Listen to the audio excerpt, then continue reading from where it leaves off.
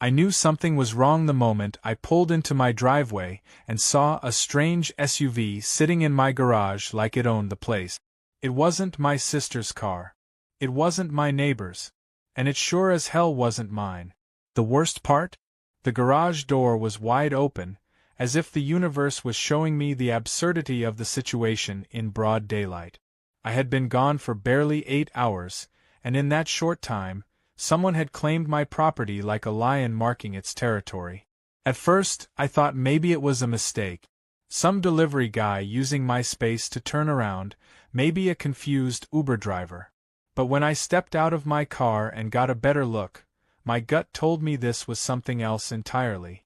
The car was parked perfectly inside, as if the driver had taken their sweet time getting it just right. The door was locked, and to make things even weirder, there was a half-empty iced coffee on the hood, the condensation still fresh, meaning someone had been here recently. I marched up to my front door, checked to make sure nothing else had been tampered with, and went straight to the neighbors. That's when I met her, Karen. She appeared before I even knocked, stepping out of her house with the kind of confidence that only comes with a lifetime of getting away with nonsense.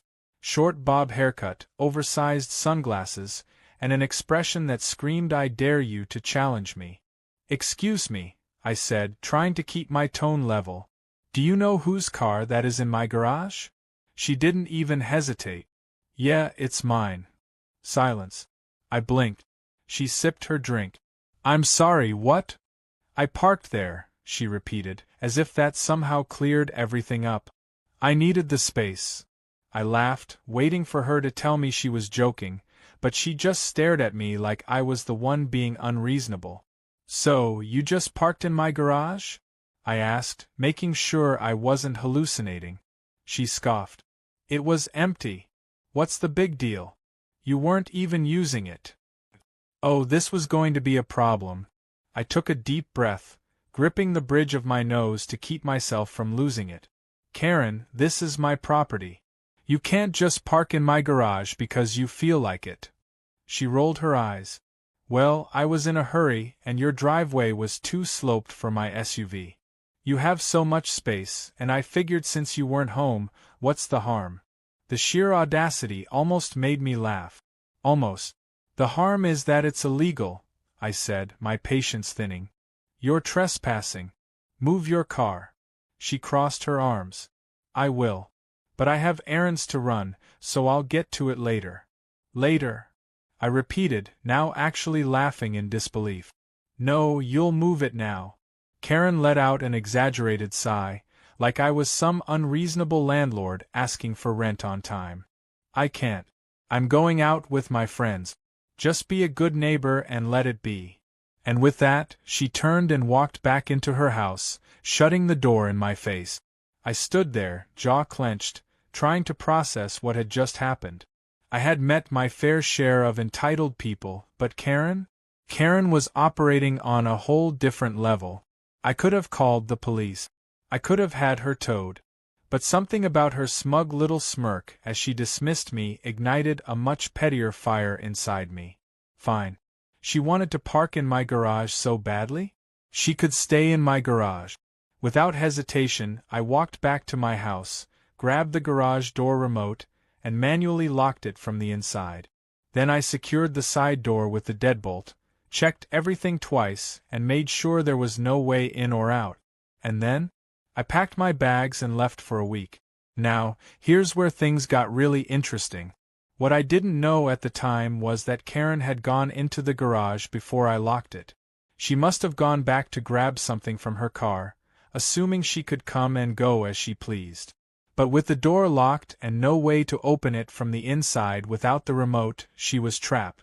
By the time I was halfway to my vacation destination, sipping a drink in the sun, Karen was stuck in my garage, with nothing but her purse and the contents of her car to keep her company. Back home, the neighborhood was beginning to notice her absence. Her husband, Greg, seemed vaguely concerned but mostly indifferent. I later found out that he had assumed she went on a shopping trip or a girl's getaway. But Susan, her best friend and fellow drama queen, started raising questions. Meanwhile, inside the garage, Karen was discovering just how limited her options were. She had no phone signal, no food except for some stale protein bars I had forgotten about. And worst of all, no working restroom. She pounded on the walls, screamed for help, and even tried to pick the lock with a bobby pin, but the garage door remained stubbornly shut. By day 3, she was desperate. She tried everything, banging on the walls at night, honking the horn, even attempting to squeeze through the doggy door in a move so ridiculous that I wish I had security footage of it. Meanwhile, I was blissfully unaware, enjoying my trip with zero interruptions. Until I got a message from an unknown number. "Help me, you monster." I stared at the screen, confused. Then another message popped up. "You locked me in, you psychopath. Let me out." And that's when I realized what had happened. Karen hadn't just parked in my garage. She had parked herself in my garage. And now? Now she wanted out. But I wasn't in any rush to fix her problem. After all, she had told me to be a good neighbor, and let her park there, hadn't she? I smirked, put my phone away, and ordered another drink. Karen could wait. By the second day, Karen had gone through every possible emotion: anger, denial, bargaining, and full-blown desperation. She had screamed, kicked the walls, honked the car horn so many times that the battery was nearly dead, and even banged on the garage door with a tire iron she found in the trunk. But nothing worked. The garage door was locked tight, and no one had come to her rescue. It was starting to sink in that she might actually be stuck here for a while. At first, she had convinced herself that someone would hear her. After all, she was Karen, and Karen always got her way. Surely a neighbor would notice her absence. Maybe Greg would realize something was off and come looking for her. But as the hours passed, reality set in. Greg wasn't exactly the sharpest tool in the shed, and honestly, he was probably enjoying the silence. The neighbors? They didn't like her enough to be concerned. The only person who could fix this was Jake, and he was sipping margaritas somewhere far away, completely unaware, or worse, fully aware, of her situation. She had to survive. The first challenge was food and water. A quick search through her purse revealed some breath mints, a crumpled granola bar wrapper that had nothing but crumbs, and a half-full bottle of overpriced alkaline water. It wasn't much, but it would have to do. She scoured the car next, rummaging through the glove compartment and center console like a raccoon digging through trash. Jackpot! A pack of stale crackers, a melted chocolate bar, and an old energy drink. It wasn't exactly a gourmet meal, but it was better than nothing. The bathroom situation was a different nightmare entirely. After holding it in as long as she could, she finally gave up and had to resort to an empty Starbucks cup in the back seat. It was humiliating, disgusting, and something she would never speak of again. She swore that the moment she got out of here, she would sue Jake into oblivion. She would make sure he regretted ever messing with her. By the third day, she was starting to lose it. The walls of the garage felt like they were closing in, the air smelled like a mix of car exhaust and desperation, and she had spent too much time arguing with herself. She tried sleeping, but the car seats were uncomfortable, and the sound of absolute silence was unnerving. Every creak, every distant dog bark, every car passing by outside made her heart race. She would have given anything for her phone, but the signal was non-existent in the garage, and her battery had died anyway. At one point, she got the brilliant idea to escape through the doggy door on the side entrance. It was a small flap, meant for a golden retriever, not a fully grown woman, but she was desperate enough to try. She got on her stomach, wiggled forward, and managed to squeeze her head through. The rest of her, however, was not cooperating. Her shoulders were too broad, her hips refused to budge, and she was now stuck halfway in and halfway out like a pathetic cartoon character. It took her 20 minutes of struggling, screaming, and pure humiliation before she finally managed to pull herself back inside. She was reaching her breaking point. Meanwhile, back in the real world, things were beginning to get suspicious. Karen's best friend, Susan, had started asking around. Greg, who had enjoyed a few blissful days of quiet, was beginning to notice that his wife hadn't texted him in a while. He had assumed she was out shopping or at a spa day, but when Susan called him for the fourth time, suggesting something might actually be wrong, even he had to admit it was a little odd. Greg eventually wandered over to Jake's house, knocking on the door. When there was no answer, he peeked around the property, checking to see if Karen's car was still parked somewhere. The garage was locked tight, and without any obvious sign of his wife, Greg shrugged and went home. If she was in trouble, she would have found a way to make sure everyone knew about it. Back in the garage, Karen was now at the stage of insanity where she started talking to objects. The iced coffee cup from earlier had become Wilson, her only companion.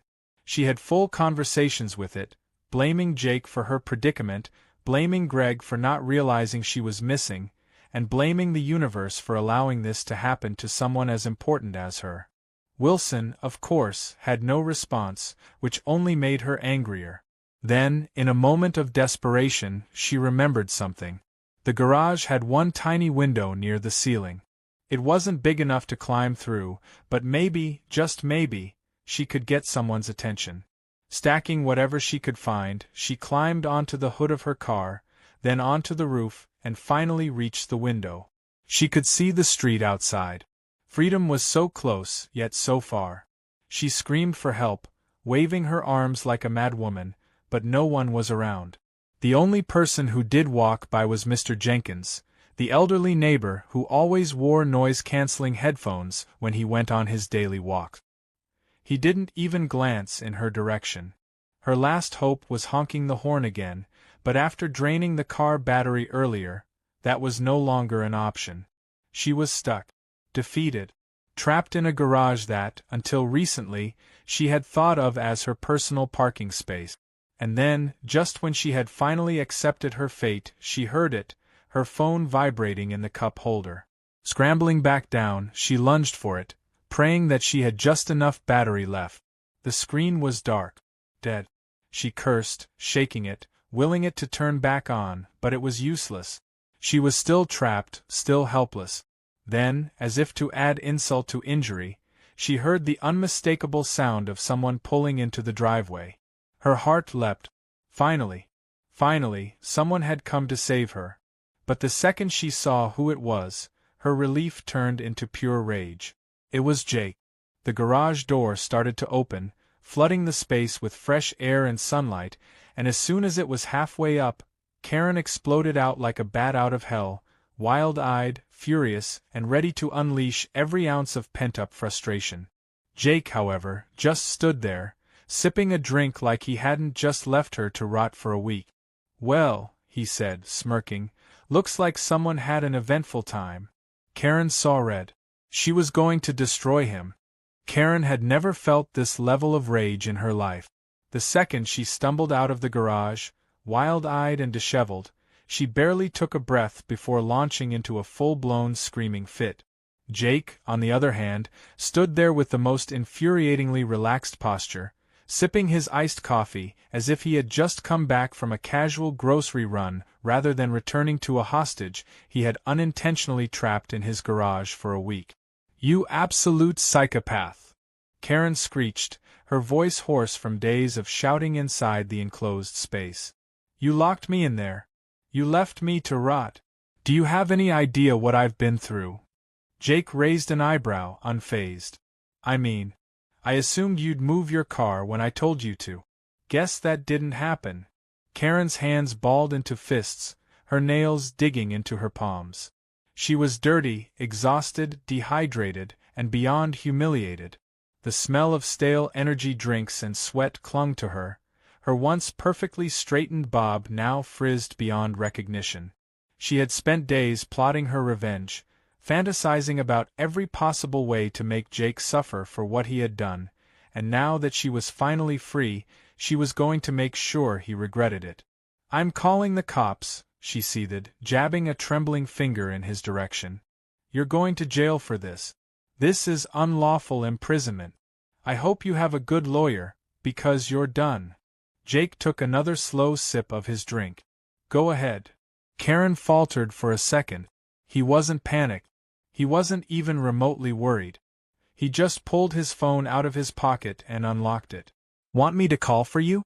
Or do you want to use mine since your battery is probably dead? For a split second, Karen hesitated. Something was off. Why wasn't he afraid? Why wasn't he scrambling to explain himself? The way he was looking at her, calm and composed, made her stomach twist with unease. Before she could respond, Jake walked over to his car and popped open the trunk. He pulled out a small security camera in his hand and tapped the screen. See, the funny thing is, he continued, completely ignoring the way Karen looked like she was about to explode, I installed cameras around my property a while ago. And they've been recording this entire time. Karen's mouth went dry. He turned the screen towards her, letting the footage play. There she was, strutting up his driveway, waving her hand dismissively at him when he told her to move her car. There she was, arrogantly turning her back on him, saying she'd move it when she felt like it. And then, the cherry on top, there she was sneaking into the garage for something from her car just before he locked it and left. Jake grinned. So, technically, you locked yourself in. I just didn't know you were still inside when I left. Karen's lips parted, searching for some kind of argument, but nothing came. He had proof. Evidence. Her entire case crumbled in an instant. But please, Jake continued, slipping his phone back into his pocket, call the cops. I'd love to show them this. I'm sure they'd be very interested in hearing how you trespassed on my property, parked in my garage without permission, refused to leave, and then accidentally got yourself stuck. I think the legal term for that is breaking and entering, but what do I know? I'm not a lawyer. Karen's face burned. This wasn't how this was supposed to go. She was supposed to be the victim here, the one calling the shots, making him grovel for forgiveness. But now, not only was her entire argument turned against her, she was dangerously close to being the one in legal trouble. She needed to regain control. You can't prove that I was in there for a whole week, she spat. For all anyone knows, I was only in there for a few hours. Jake smirked. You mean aside from the texts you sent me? Karen froze. Jake unlocked his phone again and scrolled through his messages before holding up the screen. Karen's frantic messages flashed in front of her, all of them screaming for help. Help me, you monster. You locked me in, you psychopath. Let me out. I've been here for days, I'm losing my mind. Jake raised his eyebrows. Doesn't exactly sound like someone who was in there for a few hours, does it? Karen clenched her teeth so hard that her jaw ached. She could feel her control slipping through her fingers like sand, and she hated it. And then, to make matters worse, her husband Greg finally decided to show up. He pulled into the driveway, stepping out of the car with a confused expression. Hey babe, where have you been? Susan said she hasn't heard from you in days. Karen whipped around, barely holding herself together. Greg, this lunatic locked me in his garage for a week. Greg looked at Jake, then at the security camera in his hand, then back at Karen. Wait, so you were in his garage? Why? I parked there for a bit and then he locked it. He did this to me. Greg rubbed the back of his neck. So, why did you park in his garage? Karen's mouth opened, then closed. That's not the point, Greg. Jake gave Greg a friendly nod. Your wife trespassed on my property, refused to move her car, and then got herself stuck in my garage when I left for a trip. I've got it all on camera, including the part where she texted me to let her out. Greg exhaled slowly. Karen, did you actually do that? Karen was ready to scream. This was humiliating. She had spent days suffering, expecting everyone to be on her side the second she got out, and now her own husband was questioning her. Jake clapped his hands together. All right, well, I'm not gonna press charges, but I will be installing a new security system to make sure this never happens again. Karen scoffed. Like I would ever park in your garage again, you lunatic. Jake grinned. Good. Then we're on the same page. Karen seethed, feeling utterly defeated. This wasn't over. She would find a way to get back at him. She had to. But then, as if the universe wanted to deliver one final blow, her phone buzzed with a notification. A fine. A hefty one. From the Homeowners Association. The message was clear. Unauthorized use of another resident's property, multiple complaints from neighbors, and a decision from the HOA to revoke her community privileges for a whole year. No pool access. No clubhouse reservations. Nothing. Jake gave her a little salute. See you around, Karen. Karen wanted to scream. She wanted to fight. But there was nothing left to do. With no other choice, she stomped back to Greg's car, humiliated beyond belief. Greg, meanwhile, just sighed. So, should I even ask? Drive, Karen snapped, crossing her arms. And with that, Greg put the car in reverse and drove them away. Jake watched them go, then turned back to his garage, shaking his head in amusement. He had won. And the best part? Karen had done it to herself.